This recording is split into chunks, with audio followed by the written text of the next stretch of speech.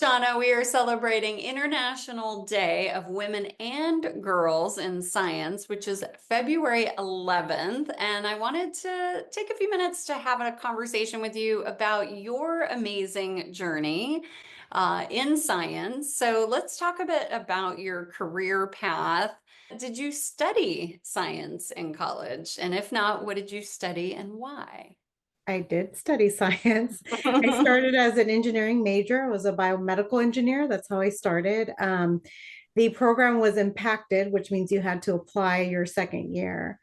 I had a baby my end of my first year, and so I was not able to meet the criteria, which was very rigorous. I think you had to have like a 4.0 or 3.9 to even get into the biomedical program. So I switched to structural engineering because it was similar. I was able to transfer my credits and stuff like that. And then what I started realizing was when I was looking around, like there was a high demand for software engineers. Mm. And I did really well in my programming class. I mean, that was a class that I got an easy A in. Everyone else struggled. So I switched. I switched to computer science. I had to go through some petitioning, some craziness to transfer some of my credits and whatnot. But I switched my second year or the beginning of my third year to computer science. We'll fast forward a little bit here into the first couple stops in your career after college. And so my first job was actually working for a medical device company, which was very interesting because it aligned my biomedical background because I did study that for 2 years. And then I went into, computer science. So now I can apply both. And so that was my first job. It was a startup. It was a company called Laser Diagnostic Technologies, and they were acquired by a big company or somewhat known name, Carl Zeiss Meditec. And so I was there from beginning to end about 9, 10 years. The company decided to relocate everyone from San Diego to the Bay Area. So Carl Zeiss Meditech is in Dublin, California. I decided not to. I had 2 kids at the time.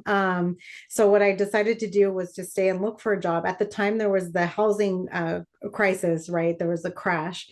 And so jobs were really scarce. And so it took me about 6 months to find a job.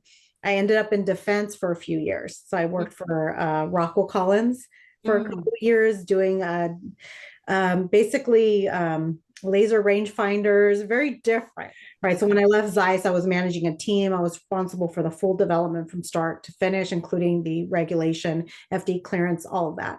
And so when I went to Rockwell Collins, the same thing. I was responsible for a very large team working on a defense contract with the Air Force. I left Rockwell Collins because I didn't want to be in defense. I wanted to be a medical device. So I kept looking while I was there. Got my MBA at the same time. So that was from San Diego State because I wanted to understand more about the business. I wanted to grow up in my career. I wanted to be more in management. I wanted to be a VP of engineering, right? I wanted to kind of climb that ladder. So I wanted to supplement my technical skills with business in order to increase my, improve my acumen, kind of understand finances, business models, all that good stuff. So then I went to Covidian. They got bought by Medtronic, and I was working on ventilators. So I was doing like the critical care ventilators, the portable home care ventilators, like you name it. So I was responsible for 6 product lines, not 6 products, 6 product lines. So it was multiple products, a huge install base that I was responsible for managing. So I was there for a little bit, several years. And then I left and I went to Invetech, which is more biotech life science, because I saw an opportunity there that these companies that were building life science kind of diagnostics really early were eventually going to be regulated. So it was like, this is the cutting edge. This is the next thing. So I moved to a company that's what they were doing, to leverage my regulatory experience and the medical device experience.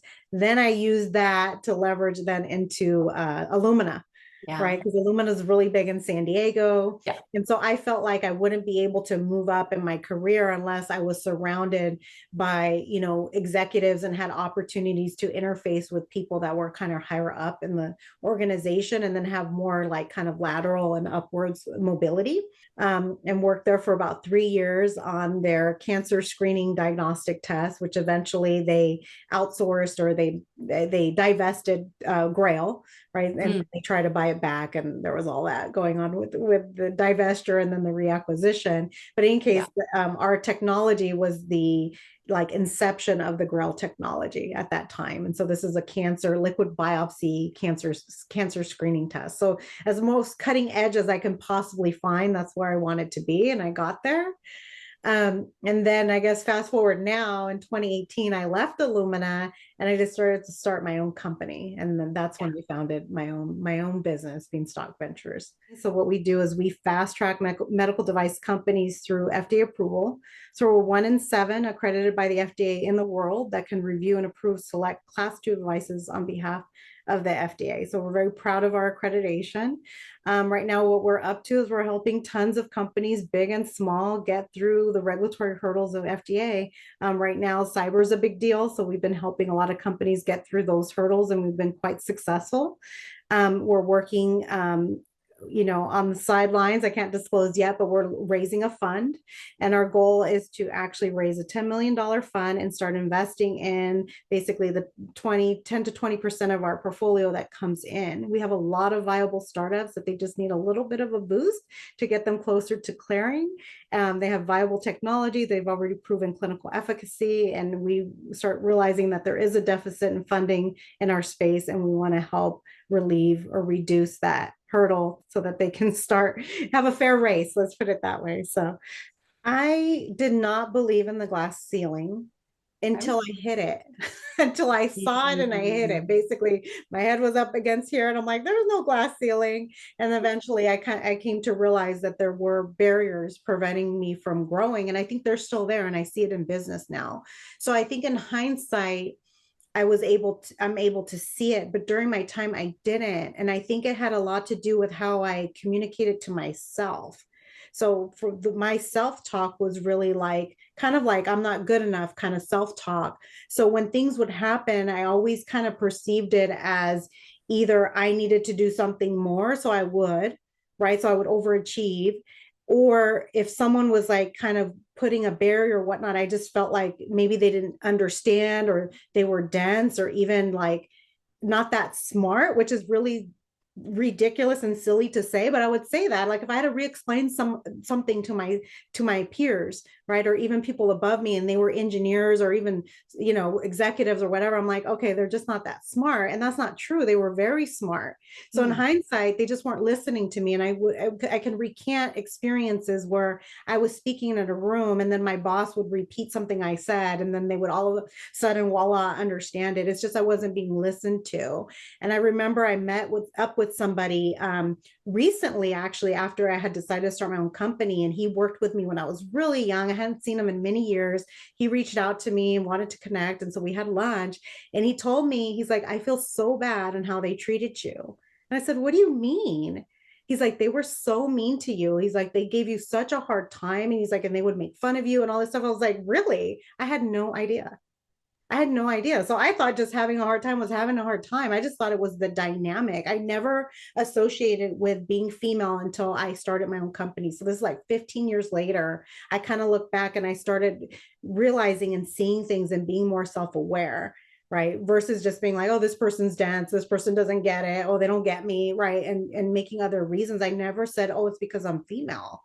Never. And I never thought that. Even when I started my career, my college journey, I never thought that. Right. I never thought, oh, this is going to be harder because there's not a lot of females. It was an observation. I'm like, wow, there's only like 2 girls in my class. Like, and that's it. That's how I left it. So, Shawnnah, just staying on that for a moment, what is your advice to your younger self or the next generation that's maybe just getting out of college and into their career in science? Like, how you reflect on that, what would you advise to do differently? Some of the being naive about it, I think it was helpful because it didn't prevent me from doing what I needed to do to be successful. Right. But then I think about it, going, reflecting back, I honestly do not know how I could have navigated it differently, to be honest. I've asked for mentors, but instead I got told I'm too experienced. I can be a mentor. And then I mentor someone, and then 2 years later, they're above me. They're not my boss, but they're like, lateral, but above. So I'm just like, how is that happening? So I don't know. I was in women's groups, those didn't help, to be honest. It just kind of made us think about how we needed to change, and I don't think we need to change. I think we Interesting. should Yeah. be authentic and be ourselves. And I think that's our value and that's our contribution. So I think this kind of, you need to sit up straight, don't wear too much makeup, don't wear jewelry, be taller than the man, lean in, lean out, don't be aggressive. Like, just be yourself, because none of that stuff, I don't think, matters. I think those biases are there, and that's what we need to overcome. And we have them ourselves. So if I want to think about the best way, the best way we can help each other is to be a peer to one another, and to let go of our own women biases that we have. Women tend to be very catty. They don't tend to support each other. I know that's pretty bad because there's a lot of groups that do. So I'm not trying to call those out, but I think there's a lot of opportunities for us to unite better and have a stronger voice. And I think we tend to do it silo. When I was at my company, I was by myself, and women tend to compete with other women. We don't unite and say, hey, this is wrong. This is an injustice. We need to fix this. We tend to do it alone, and we're comfortable doing it alone. And we don't necessarily know how to come together and rise and to raise each other up. And I think, being a singleton in the room doesn't carry that much weight as both as being like united, in an organization, because we're all in these meetings all by ourselves, but within an organization, we're there. And I think we can create stronger cohorts of just like communication versus like self-reflection. I think a lot of the curriculum around women and leadership has been focused inward on how do we improve ourselves. And I don't think that's the issue. I don't think it's competency. I don't think it's we need to change the way we are. I don't think we need different or better business acumens. I mean, granted, some people need leadership skills, but that's for people that need leadership skills, male or female. It's not a different leadership program for women versus men. And I think we've been approaching the problem wrong. You mentioned something going back to that self-talk piece, right? And correlating that to programming specifically for women about reflecting in, like taking those two pieces together. And you talked about it already a bit, but like that's just so interesting to me, specifically because I think we are narcissistic, self-obsessed society in general. Like, rumination is the term that gets used for this, right? You have a conversation with somebody and you replay it in your head over and over again and like try to figure out, what should I have said differently, right? What did this person think of me because I said this, right? And we just go over it and over it in our head.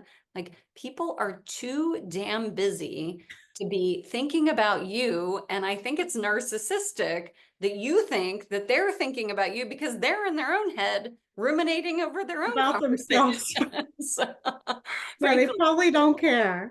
right? Exactly. So like going back to, the topic, women and girls in science, like how do you advise, or what has worked for you, Shawnnah, in kind of stepping out of that idea of, being almost like too focused on ourselves, right? And so I think it just has to do with kind of understanding what areas of your life you should focus on that actually has value, it has meaning to you, can improve in your career, and not like beat yourself up on every aspect of life, because it doesn't matter. To your point, people aren't thinking about that, and we make mistakes. And if it's that bad where you do something, like just think about it and just say, oh, I apologize, and you'll find out that they're like didn't even care, right? And then it's done. Then you don't have to like run it through your head, and that type of thing. I think, though, for me personally, I've been really good at not kind of being overly consumed with those things. Like I said, and when I first started my career, I had no idea that that these things were happening, that I was being gender discriminated, I guess if that's what you want to call it. I had no idea. So because I had no idea, it didn't bother me. And I just kept going about my business. And then one day I'm like, wait a minute, how come I haven't moved up? Okay, bye, I'm leaving. Right. And I left and I did. And now I have hindsight. Right. But back then I didn't see it. And so going back and saying, what I could have done differently. I mean, maybe if I was aware, but I don't even know if I could have even changed the social, the conditioning that we all have. Like, it's too big of a problem for me to have been able to change my view or change my trajectory in my career to fix it. Like, I think it's unfixable until we get to the point of understanding how to fix it, which I think starts with our own biases that we as women have towards other women. We have the exact same biases that men have towards us, towards our peers. And until we break that ourselves, how do we expect men to do the same, right? Being a business owner now, and I'm going to get into political landscapes and the rollback of, supporting inclusion. Any thoughts on that? Any, based on your experience in corporate, now you're a business owner, you decide what you do, when you do, how you do it, which is why we're business owners. But any thoughts on some of the recent events and how that might impact women in science specifically? So when I was at Covidian, I was head of the San Diego Diversity and Inclusion working group. So I was the head of it. And what we observed, and I believe this still to be true to date, and then I'll get to answer your question, but I just want to kind of give you some context there, is that we didn't have a wide enough net. So even if I was trying to recruit women, going through Society of Women Engineers, putting postings where I thought they would go, whatnot, the net wasn't wide enough to find qualified women candidates. Right. Not to say they don't exist, but the net wasn't wide enough. And I believe the gap started with in college, right? Because we don't have, the percent's really low of women, right? And a lot of them end up going into teaching and these other things. So it's really about widening the net to be able to include more women and to apply into these jobs, but also like starting at, the high school level, even elementary school level, to say, yes, this is a career option. So one, it's just scarcity. There's not a lot of women in STEM, right? So we know that. So then you have to widen the net starting very much sooner, because you can't do it at the college level. So that's an observation. So then the other observation is when I started my company in 2018, I had no problem hiring women. And I would ask, and a lot of them were interested because I was a female-led CEO, and a lot of them were interested because the way the job description was written. I wrote all the job descriptions. I was the one to interview first. And so there was an aspect of being able to tailor the jobs in such a way, and I did it intuitively, to appeal to more women than men. And I think it had to do with me integrating more of the soft skills, the aspects of what you would actually be doing and why it matters, versus like, you need to have this technical programming language. You need to know this programming language, right? So mine were less technical. Although I hired very technical people, my job descriptions were less technical. It was more about, this is a product you'd be working on, the people you'd be working with, that type of stuff. So I was able to recruit more women. So my company, when I had 24 employees, was extremely diverse. We had veterans, we had disabled, we had diversity in terms of gender, and diversity across ethnicity, right? And so what I believe, then I'll go and answer your question, is I strongly believe that in order to change the way we hire or to have more gender diversity, I believe, and I'm going to use the wrong word, but I'll say I think it has to be forced. I think it has to be forced, because these things are so ingrained with us, even with women. Like I mentioned, our own biases. Like you can see through study after study, like if you look at two resumes and it has a woman and male, female, male, female name, you're going to pick the male, even if you're female. And if you look at it unless you're intentionally trying to pick a female, right? But if you blind it, then you're going to pick, you're going to see it very differently. And right. And so the hiring practices aren't blind. They're not fair. So as long as they're not blind and they're going to be hard to be, then we're still going to have our biases and we're not even going to realize it. And so I go back to like, kind of like when there was, way back when with slavery, right?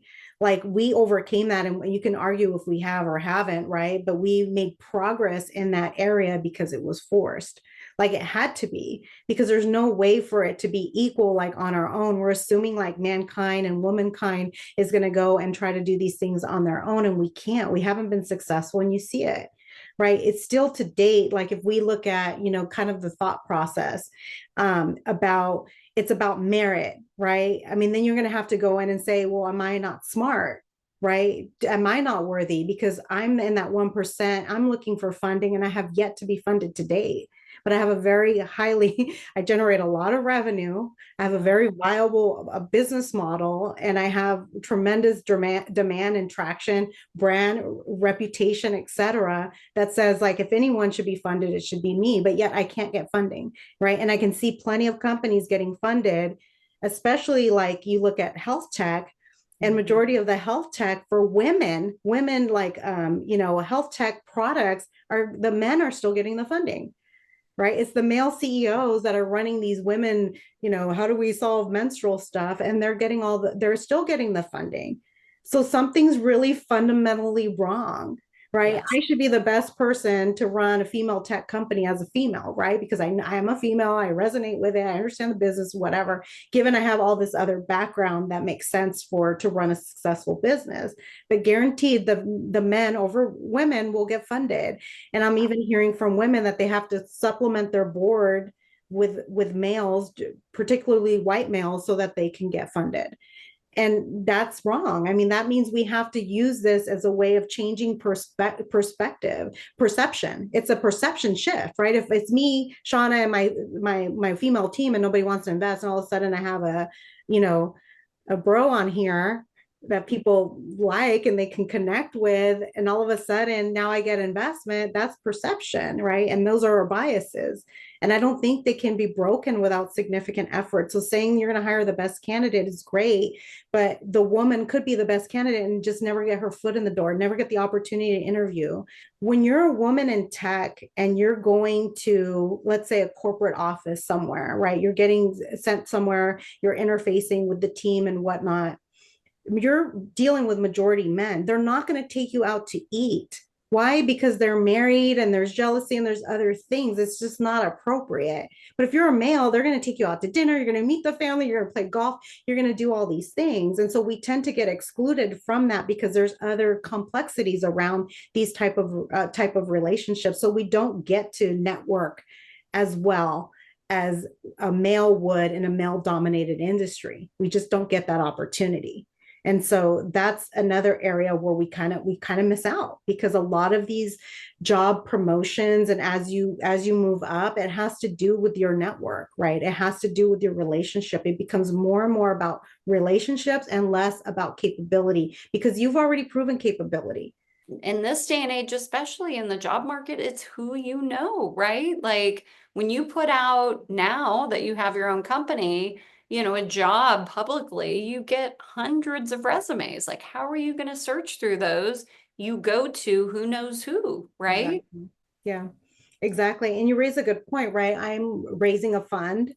And, they talk about leveraging friends and family first, just like if you're going to fundraise for your company, same thing, right? And so the ones that are coming ahead, they are well connected, right? They have their uncles and their cousins and their brothers or whatever that are already well established in these communities, right? To be able to get, the investment that they need. I don't have that. I can't go to my mom and ask her, hey, can you be my first investor and just drop 50K, right? That's not going to happen. My mom was a daycare teacher, right? And so you have aspects of that as well. And I don't want to call it pedigree, maybe it's not the right word, right? But there's a level of kind of growth in society for being here generationally, and there's generational connections and there's generational money. When people come here first generation, they don't have that. And yes, there's plenty of people that have come here with nothing and done tremendous, right? But that's rare, right? It is rare to see that. And those are wonderful stories, huge success stories, right? But we're not seeing enough of those. And I'm not talking about like everyone that's coming in as a minority or migrant or whatever needs to be the next Facebook or whatever, right? Because those are rare too. those are also rare, but it's about, how do we get to the point where we can actually go above, lower to middle to upper, upper middle class, and really make a difference with the contributions that we have. And you'll see it. I mean, you'll see there's a lot of technology, a lot of really strong companies, a lot of viable science that never see the light of day, and they should. And there's plenty of science that make the light of day that should not and get tons of funding and should not. And so it is inequitable, right? And something needs to shift. And I think having metrics and holding people accountable will help make that shift until it becomes the norm. And I know my opinion isn't the most popular, but I do believe that. And there's a cartoon, and it's a fence. It's a fence, and it has everyone different heights, right?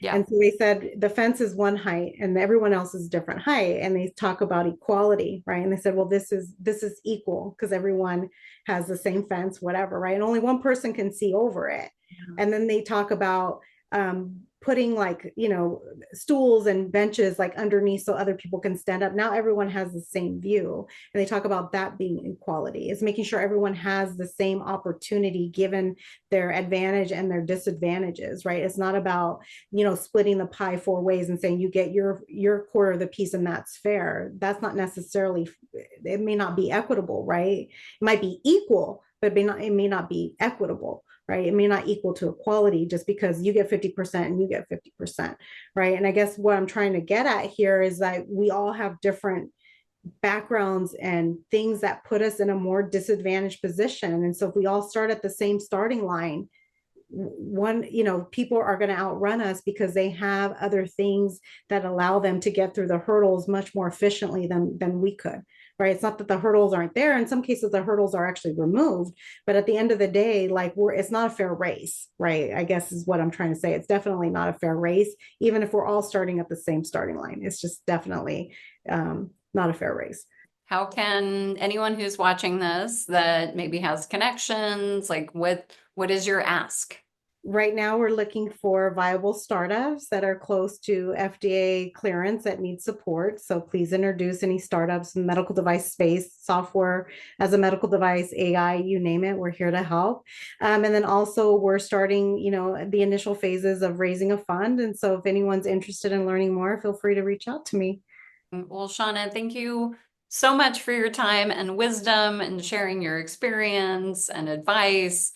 I'm just incredibly excited to see your company flourish and the next generation of women enter the workforce with perhaps new opportunities and new perspectives to change the game in science. Thank you for having me. I appreciate it.